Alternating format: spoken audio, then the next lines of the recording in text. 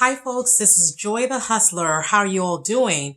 I want to share with you 10 tips, 10 resume tips that will land you a job interview. If you listen to these tips, you're bound to get called back for an interview. So the very first tip, make sure that your resume is clean, easy to follow, and visually appealing. That is bound to get the recruiter's attention. You want to make sure that basic things like your contact information is right at the top of your resume. It's the first thing you list.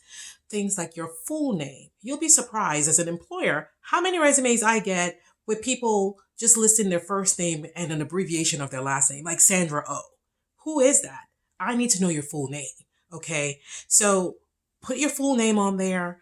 Put an email address on there, preferably at gmail.com. Okay. Some resumes get kicked out of the ATS system, which we'll get into in a little bit because they don't even recognize the email system.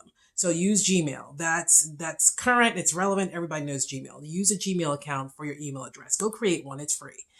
Put your phone number on there. Put your location on there. And don't sleep on this last point. Put your LinkedIn profile on there. 60% of entry-level positions get looked at and hired for a LinkedIn profile. So you want to make sure you go create a LinkedIn profile, go to linkedin.com, create a quick profile of yourself and your experience.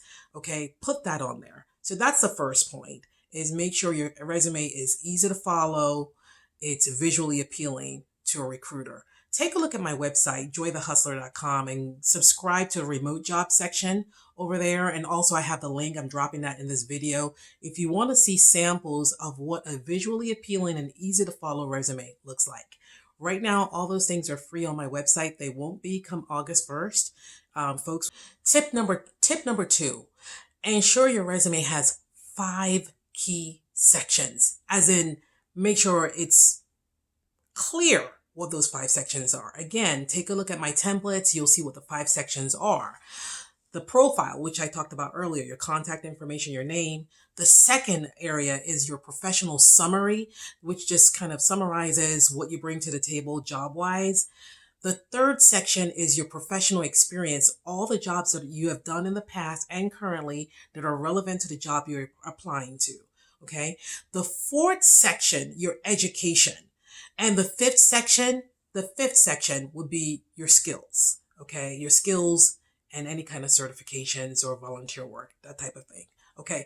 So make sure your resume has 5 sections. And again, you can take a look at those templates on my website. Subscribe right now for free. And you'll see what these 5 sections look like. Tip number 2. Okay.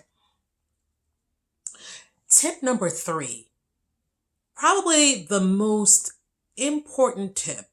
Okay. Tweak your resume to include keywords. This topic of keywords has been thrown around so many times, and a lot of people are like in the gray area of what this even means. So keywords are these phrases that the recruiter has determined people need to have on their resume in order for them to get qualified to even come for an interview. So what happens is recruiters get hundreds, thousands, in some cases millions, depending on how big the company is, of resumes daily, weekly. Okay. They don't have enough human beings to go through every single resume. So they have your resume automatically run through a computer system called the ATS. It's a software, the applicant tracking system. It'll go through that, and this software scans every resume that gets submitted, and it looks for those keywords that the recruiter has identified. And if your resume doesn't have those keywords, it automatically gets kicked out. And in most cases, people have like 50, 60% of the keywords. Guess what? You don't qualify. Some employers are looking for at least 80%. Some are looking for 90%.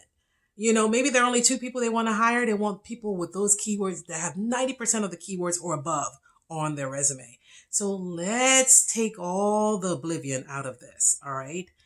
How do you know what the keywords are? Okay. In order to know what the keywords are, invest in an ATS scanning tool. Okay. Something like JobScan. There are tons of them out there on Google. You can Google it and find an ATS tracking or ATS scanning tool.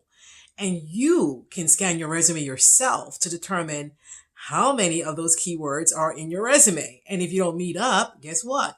You load them up so you can get at least 90%. That's how it works. Okay. And if you don't have the funds or you don't want to invest in a ATS tracking or scanning tool, our organization scans resumes. So for a fee, you can send your resume to us and we'll scan it and send you a report of what's missing and areas that need to be filled in. Okay. So there's no trickery. There's no, that's the way this stuff works. You need to make sure you have those keywords in there, those terminologies. And also in the skills section of your resume, let me just back up and say those keywords, they're looking for those keywords in different locations of your resume. Remember I told you there are 5 sections? The ATS scanning tool scans each one of those sections for certain keywords. So in your job description and responsibilities area, there are certain keywords in those sections that they'll be looking for in your professional experience section of your resume. Okay. In the education requirement of the job description, there are certain keywords there that they'll be looking for in your resume to see if it matches. And in the area of skills, there are certain hard skills and soft skills that they're looking for in the skills section of your resume. So let me just back up and say hard skills are things like, knowledge of Zendesk, which is a customer service tool. Knowledge of a GDS, which is like, a travel counselor type of tool. And then soft skills are things like, you've mentored people before. You have excellent verbal and written communication skills. Those words, verbal, written, communication skills, were listed in the job description somewhere. And they're looking for that to be in the skills section of your resume. So it's so important that not only do you have those keywords in your resume, but you also have the keywords in the right location of your resume. Because remember, a software, not a human being, is scanning through your resume in each one of these sections and looking for those keywords. And it's going to grade you based on how many of those keywords it finds in the expected locations of your resume. Okay? So very, very important here. And if you need help with this, reach out and we will be happy, at joythehustler.com to help you.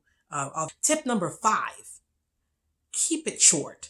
No more than 2 pages, okay? Keep your resume 1 to 2 pages, no more than 2 pages. Ideally between, 475 to 600 words is best practice for entry-level positions. So that's where you really want to be. A lot of folks that get hired are in that range in terms of number of words. Just to use word count. Once you're done with your resume, use word count in Microsoft Office, and it'll tell you how many words are on there. If you don't have enough words, if you're not looking at 475, 500 words at a minimum, you need to beef it up some more. Put some more bullet points and make sure those keywords are in those bullet points. Okay. So that's important. All right. So tip number 6, include metrics and numbers. Okay. This highlights the effectiveness of what you've done. Okay. If possible, provide a snapshot with numbers that quantify your success and experience. Very, very important. So for each job in the professional experience section of your resume, you want to make sure that at least one bullet point, and that's all you need, has metrics in it. Okay. For example, you can say something like increase sales by 52% in the last 5 months by using a new lead generation system. Okay. You see that 52%, you increase sales. So that right there shows the value that you've added to organizations in the past. So that is something you want to make sure you have under each past performance, past job experience on your resume. You only need one bullet point to show that. If you have a couple, that's okay, but I would say no more than 2. All right. Okay. So tip number 7, use adjectives, action words. So boom, the very first, when you start that bullet point, make sure it starts with an adjective. So an adjective is something like words like developed, achieved, increase, contributed, produced, delivered, those type of words. That's how each one of the bullet points on your resume, that's what they should start with. Action words, adjectives. You get my point. All right. So tip number 8, this goes without saying, spell check and grammar check.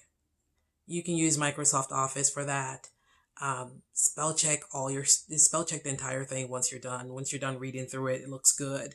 You just want to make sure that there are no typos, because that's probably one of the things that will just get you disqualified pretty quickly, because it comes across like you're not serious. Because if you're really serious about the job, you would actually spell check. And a lot of people, the last minute, you want to do it pretty quickly and you think you want to just get it in there before there are thousands of people that run in there. But it's so important to make sure that the resume that you're presenting is one of quality, not just, speed or quantity, but you want to make sure it's of quality. Okay. And the next one is ensure consistency. What am I talking about here? So you want to make sure that, remember that LinkedIn profile I talked about earlier?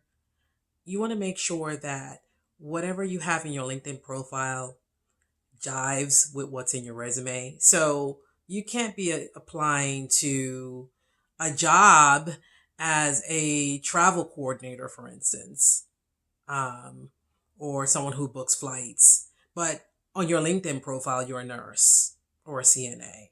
Those two things just don't go together. So you want to make sure that there is some kind of relationship between what's on your LinkedIn profile and what's on your resume.